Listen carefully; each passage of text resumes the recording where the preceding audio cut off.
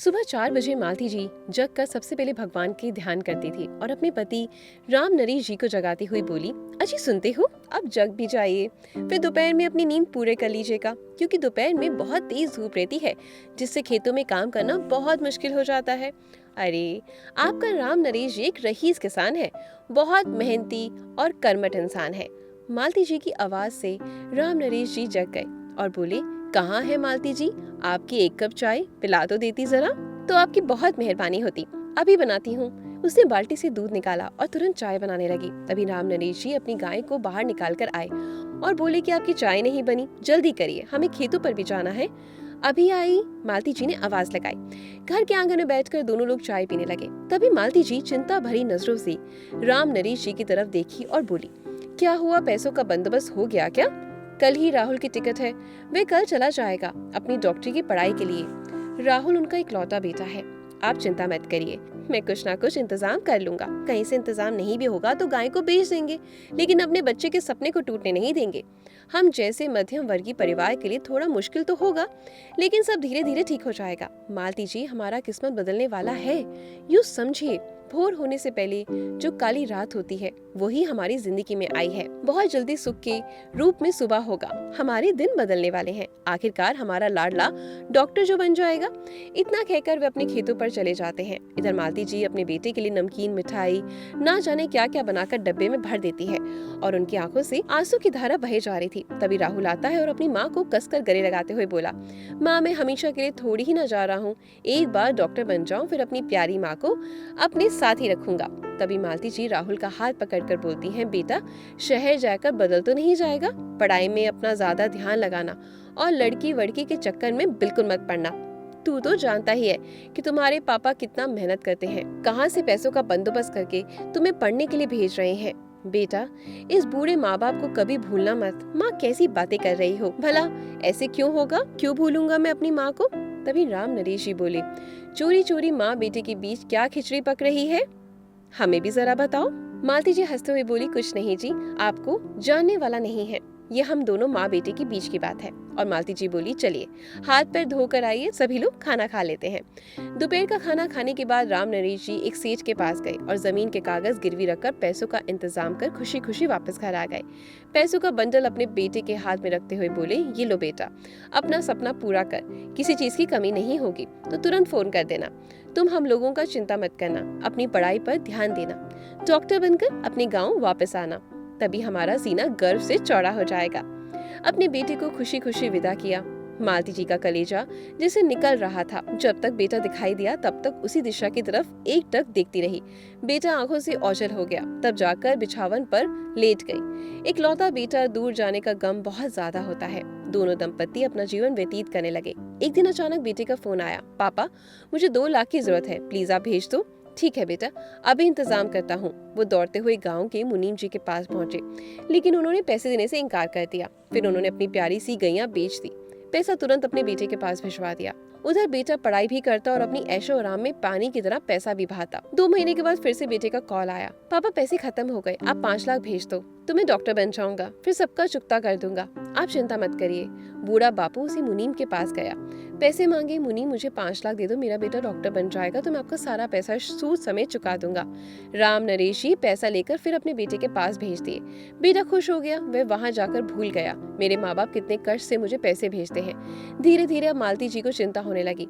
अपने पति से बोली, पता नहीं क्यों मुझे कुछ ठीक नहीं लग रहा, बार बार पैसे मांगता है, पढ़ रहा है कि नहीं, अब तो अपने पास में जमीन भी नहीं और ना ही गाय, अपना गुजारा कैसे करेंगे। उधर बेटा डॉक्टर बन गया, वहीं पर उसको अपनी दोस्त की बहन पसंद आ गई, उससे शादी कर ली, शहर में ही घर जमाई बन गया।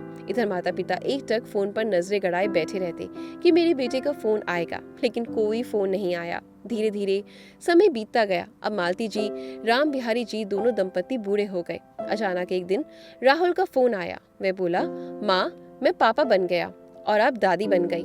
मालती जी चौंक गई, क्या तूने शादी कर ली और मुझे बताया भी नहीं? हाँ माँ, सब इतना जल्दी हुआ कि आपको बताने का मौका ही नहीं मिला। माँ, आप यहाँ आ जाइए अपने पोते को देखने।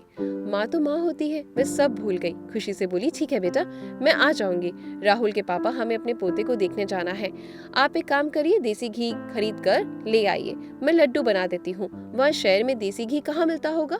और पोते के लिए कपड़ा भी ले आइएगा। खाली हाथ थोड़ी ना जाऊंगी। और बहुरिया के लिए सुंदर सी साड़ी लाना। पहली बार जाऊंगी, बहू का मुंह देखूंगी, खाली हाथ अच्छा नहीं लगता। मालती जी बहुत खुश थी क्योंकि वो अपने बेटे, बहू और पोते से मिलने वाली थी। राम नरेश जी बोले, मालती जी, बेटे से मिलने के नाम से ही आपका चेहरा खिल गया। क्यों ना हो खुश, कितने साल बाद अपने बेटे जिगर के टुकड़े से मिलूंगी। वह जैसे तैसे पोटली लिए शहर पहुंची। बेटा गाड़ी लेकर स्टेशन पर खड़ा था। जैसे ही मालती जी की नजर बेटे पर पड़ी, वो रोने लगी। बेटे को बहुत सारा प्यार किया। बस अब चुप हो जाओ, आप आ गई ना, चुपचाप गाड़ी में बैठो। अपनी माँ को गाड़ी में बिठाया और लेकर घर पहुंचा। वहाँ बहू मिनी स्कर्ट में सोफे पर बैठी हुई थी। मालती जी देखते देखते रह गई। बेटा, बहू कहाँ है? माँ, यही तो है तुम्हारे सामने। अच्छा, बहू ने नमस्ते की और वहाँ से चली गई। बेटा, मेरा पोता कहाँ है? चलो दिखाता हूँ।